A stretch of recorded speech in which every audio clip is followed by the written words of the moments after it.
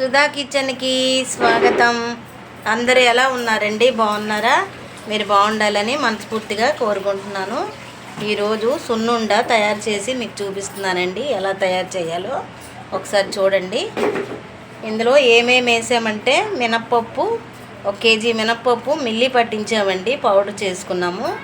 అలాగే పంచదార కూడా పౌడర్ చేసుకున్నామండి. అలాగే మినప్పప్పు వేయించానండి, పచ్చిది కాదు, వేయించాము. అలాగే నెయ్యి కూడా అండి, నెయ్యి కూడా మరిగించాను, యాలకి పొడి.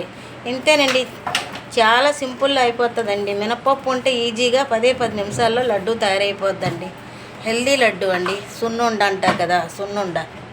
చూసారా, ఇలాగా తయారు చేసి పెడుతున్నాం. ఒక్కొక్కటి మీకు ఏ సైజులో కావాలంటే ఆ సైజులో చేసుకోవచ్చండి. సున్నుండ చూసారా, మేము ఎంత పెద్ద సైజు చేసామో, ఎంత బాగున్నాయండి. నెయ్యి ఎక్కువ వేసాం కదా, చాలా బాగా వచ్చాయండి లడ్డూలు. పిల్లలు పెద్దవాళ్ళు అందరూ తినొచ్చండి. ఆరోగ్యానికి చాలా చాలా మంచిదండి. అలాగా పెసరపప్పుతో కూడా చేసుకోవచ్చు. రాగిపిండి, డీసెంట్గా రాగిపిండితో కూడా చేశానండి లడ్డు. పెసరపప్పుతో కూడా లడ్డు చేసి మీకు చూపిస్తాను ఎలా చేయాలో. మొత్తం ఇలాగా పిండి అంతా కలుపుకోవాలి. ఇదిగోండి, ఈ మాదిరిగా చేసాము. చూసారా ఎంత బాగున్నాయండి. నాకైతే ఎప్పుడెప్పుడు తినేయాలని నోరు ఊరిపోతుందండి, అంత బాగున్నాయండి.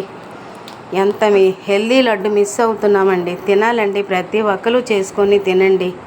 ఆరోగ్యానికి చాలా చాలా మంచిది సున్నుండ. నచ్చిందండి?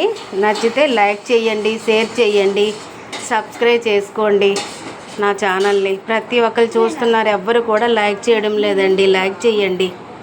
మంచి వంటతో కలుస్తాను. Bye bye. Thank you. చివరి వరకు చూసిన వాళ్ళకి ధన్యవాదాలు.